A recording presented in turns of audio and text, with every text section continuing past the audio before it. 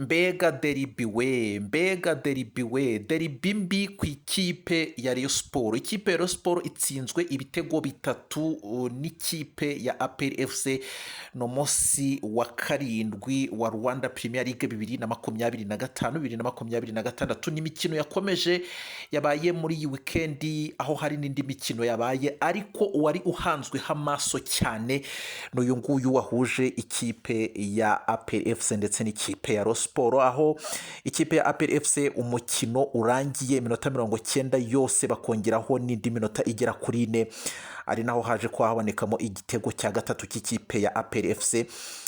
Ikipe ya APR FC birangiye itsinze ibitego bitatu ku busa bw'ikipe ya Rayon Sport.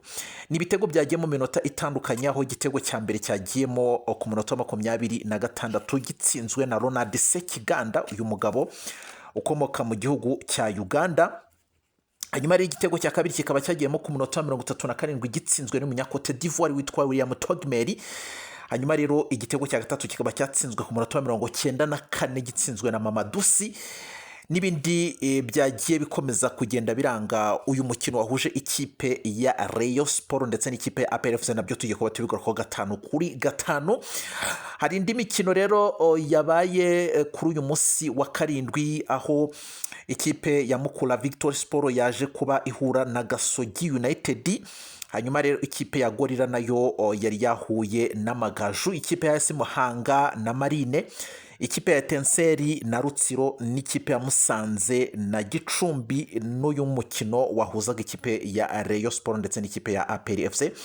Hanyuma rero ku rutonde rw'agateganyo rwa Rwanda Premier League 2025-2026, ikipe ya Police niyo ikiyoboye, iri ku mwanya wa mbere n'amanota 17. Hanyuma ikipe ya kabiri ni Rayon Sport n'amanota 13. Ikipe ya gatatu ni Gasogi United n'amanota 12. Uraza kubyumva neza impamvu uru rutonde rwabaye nk'uruhindutse, ikipe ya Gasogi igakomeza kuza imbere. Hanyuma ikipe ya kane rero ni Musanze FC ifite amanota 12. Hanyuma ku mwanya wa gatanu hari ikipe ya APR FC iri ku manota, ifite amanota 11.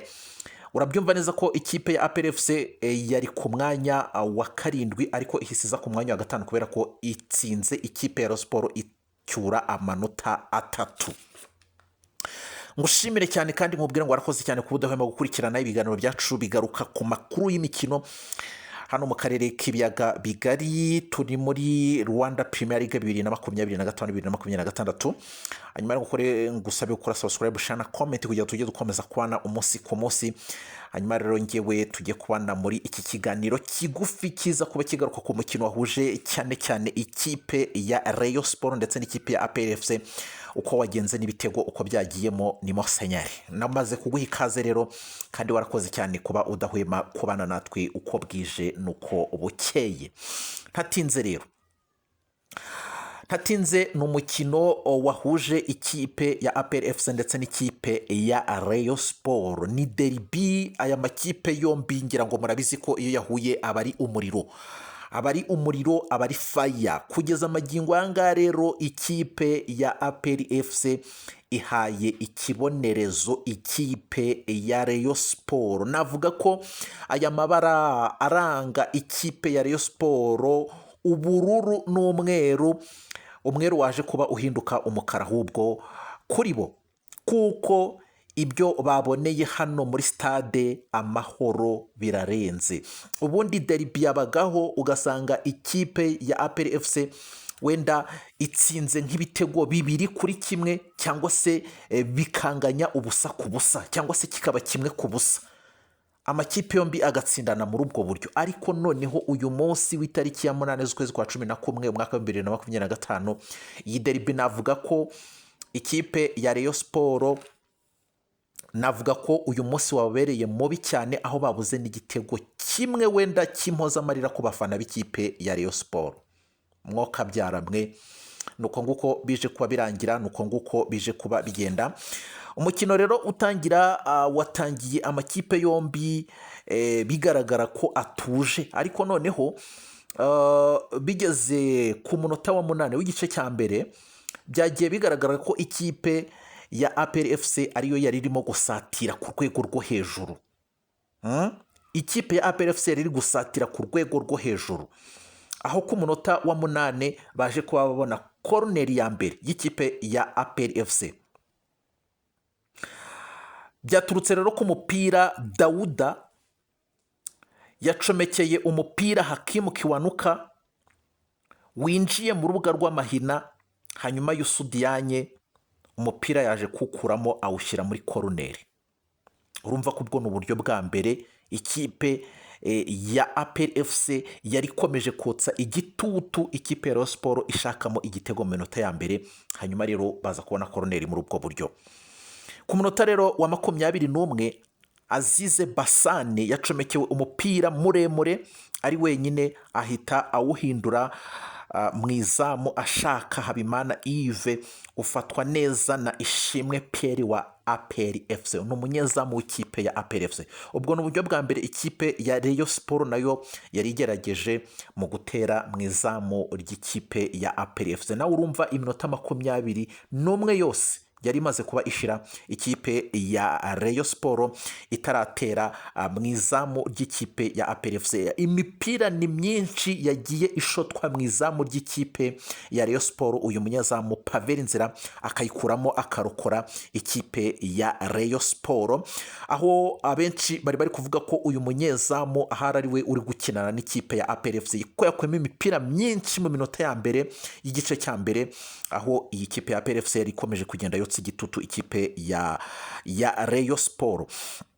Hanyuma rero ku munota wa 26 haje kuba haboneka igitego cya mbere cy'ikipe ya APR FC, nk'uko nabikubwiye, kuko ikipe ya APR FC yakomeje kugenda isatira cyane izamu ry'ikipe ya Rayon Sport. Ni igitego rero cy'ikipe ya APR FC cyabonetse ku munota wa 26. Igitego cya mbere n'umupira rero waturutse hagati ya Ruboneka Bosco ndetse na Dawuda.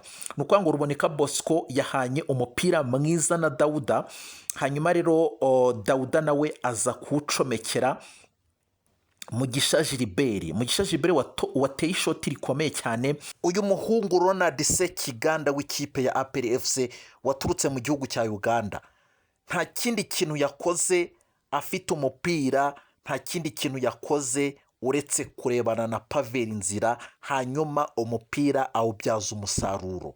Hari ku munota wa 26 w'igice cya mbere, hanyuma yahise ashota mu rushundura. Igitego cya mbere cy'ikipe ya APR FC kiba kiranyoye, hanyuma Sekiganda Ronald ahita yandika amateka, ayandikira ikipe ya APR FC ibanje Rayon Sport igitego cya mbere muri derby kuri uyu munsi w'itariki ya 8 z'ukwezi kwa 11 mwaka 2025. Ikipe ya APR FC kiba kiranyoye giturutse kuri uriya mupira mwiza abakinnyi b'ikipe ya APR FC bahanahanye, harimo Ruboneka Bosco ndetse na Dawuda. Hanyuma rero umupira ukaza kujya kuri Mugisha Gilbert nawe aza kuhereza Ronald Sekiganda nta kindi yakoze, yahise ashiraho umutwe, hanyuma igitego cya mbere cy'ikipe ya APR FC kiba kiranyoye. Ku munota wa 27 haje kuba haboneka kufra y'ikipe ya Rayon Sport, ariko nubwo bwose bayiteye ntacyo yigeze kuba ibyara, aho Ronald Sekiganda yakiniye nabi Bigirimana Abedi. Hanyuma rero ku munota wa 32 Ndayishimiye Richard yaje kuba akinira nabi Hakimu Kiwanuka mu rubuga rw'amahina. Hanyuma rero ku munota wa 37 ikipe ya APR FC yaje kuba ishiramo igitego cya kabiri. Ni igitego cyatsinzwe na William Togmeri, yatsinze iki gitego ku mupira wavuye kuri Pavel Nzira. Ni ikosa rikomeye Pavel Nzira yakoze abareba badashobora no kumubabarira, aho yaje gukuba afata umupira awukuyemo asa n'ushaka kwereka ko umupira utarugoye. Hanyuma rero uyu nguyu William Togmeri aza kubona ko agapira ari kugakinisha bya cyana, arangije nta kindi yakoze. Hanyuma rero umupira yawe mwibye, arangije nta kindi yawukoresheje, yahise atera mu izamu. Nuko igitego cya kabiri kiba kiranywe cy'ikipe ya APR FC. Ni ikosa rero ryakozwe n'uyu mukinnyi umunyezamu w'ikipe ya Rayon Sport Paveri Nzira, aho yarutse umupira ntiyawufata ngo awukomeze, ahubwo akomeza gusa n'uwudundadunda. Hanyuma rero uyu nguyu William Togimeri w'ikipe ya APR FC nta kindi yakoze, yahise awushira mu rushundura. Igitego cya kabiri kiba kiranyoye ku munota wa 37. Igice cya mbere cyaje kuba kirangira ibitego 2-0 bw'ikipe ya Rayon Sport. Igice cya kabiri gitangira ku munota wa 50 haje kuba haboneka ikarita y'umuhondo, aho Mugisha Gilbert yahawe ikarita y'umuhondo akiniye nabi uyu mukinyi w'ikipe ya Rayon Sport ni Azize Basane. Hanyuma rero ku munota wa 54 Ngongo Gruwari nawe yaje kuba agaragara aryamye hasi, aho byagaragaye ko yaje kuba agongana n'uyu mukinyi witwa Ndayishimiye Richard. Hanyuma rero ikosa baje kuba barihana naryo ntijyagira icyo rigeraho. Ku munota rero wa 94, ubwo iminota 90 yarangiye ikipe ya APR FC ifite ibitego 2 ku busa bw'ikipe ya Rayon Sport, bongeraho iminota 5. Noneho iminota 5 rero niho haje kuba habonekamo igitego cya gatatu cy'ikipe ya APR FC cyagiyemo ku munota wa 94 gitsinzwe n'uyu Mamadusi, aho yaje kuba acenga umunyezamu w'ikipe ya Rayon Sport Paveri Nzira. Hanyuma rero asigara ahagaze imbere y'izamu we wenyine, nta kindi rero yakoze, yahise ashira mu rushundura. Igitego cya gatatu cy'ikipe ya APR FC kiba kiranyoye, nuko ikipe ya APR FC icyura amanota 3 ndetse n'igitego cya gatatu cyo kwihaniza ikipe ya Rayon Sport. Ikipe ya APR FC ibwira Rayon Sport iti uko byagenda kose mwebwe turabakeba, ariko tugomba kubihaniza tukabakubita akanyafu kunda ntimuzongere. Hanyuma rero aba Rayon Sport kugeza amagingo yanga ntiwamenya aho bari kunyura. bagiye rwose bagenda bacecetse, ntawe uvuga ntawe uvugisha undi, biturutse ku byari bimaze kuba bibabaho. Hanyuma rero nkuko byagiye bikomeza kugenda bigarukwaho, hari 11 babanjemo ku ruhande rw'ikipe ya APR FC. Ishimwe Pierre yari yambaye nimero 30, ni umunyezamu w'ikipe ya APR FC. Umutoza Abdurahim Taleb yaje kuba yifashisha ku ruhande rw'ikipe ya APR FC kugira ngo aze kuba ahangana n'ikipe ya Rayon Sport. Hanyuma rero umukinyi wa kabiri yari yambaye nimero 17 ni Nigena, hanyuma nimero 28 Nshimimana, nimero 18 ni Byiringiro, nimero 3 ni Niyo Mugabo, nimero 19 ni Sekiganda, nimero 27 ni Ruboneka, nimero 25 ni Dauda, hanyuma nimero 7 ni Hakimu, nimero 11 ni Mugisha, nimero 35 ni William Togimeri. Ku ruhande rw'ikipe ya Rayon Sport mwizamu harimo Paveri Nzira urambaye nimero 33, hanyuma Serumogo yambaye nimero 2, Musore nimero 23, Yusu nimero 29, Emmanuel nimero 5, Richard nimero 6, hanyuma Seifu nimero 21, hanyuma Abedi nimero 10, Yves nimero 11, Tambwe Gloire nimero 26, hanyuma Basu nimero 18 ku ruhande rw'ikipe ya Rayon Sport. Kugeza amagingo ya rero ikipe ya Police FC iri ku mwanya wa mbere n'amanota 17, hanyuma ikipe ya kabiri ni Rayon Sport n'amanota 13, hanyuma ikipe ya gatatu ni Gasogi United n'amanota 12, hanyuma ku mwanya wa kane hari Musanze FC n'amanota 12, ku mwanya wa gatanu hari ikipe ya APR FC n'amanota 11. Hanyuma rero Mukura Victory Sport yaje kuba itsindwa ibitego 2-0 na Gasogi United. No mukino nawo wabaye kuri uyu munsi wa 7 wa Rwanda Premier League 2025-2026. Hanyuma hari Gorilla FC yaje kuba itsindwa igitego kimwe n'Amagaju ku busa. Hanyuma AS Muhanga yatsinzwe ibitego 2-0 na Marine.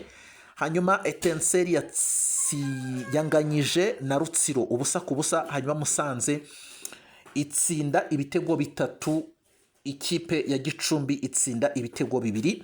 Hanyuma niyo mukino wahuje ikipe ya APR FC ndetse n'ikipe ya Rayon Sport. Ikipe ya APR FC ikaba itsinze ibitego 3 ku busa bw'ikipe ya Rayon Sport. Nuko nguko byari byifashe mu mikino yabaye kuri uyu munsi wa 7 wa Rwanda Premier League 2025-2026.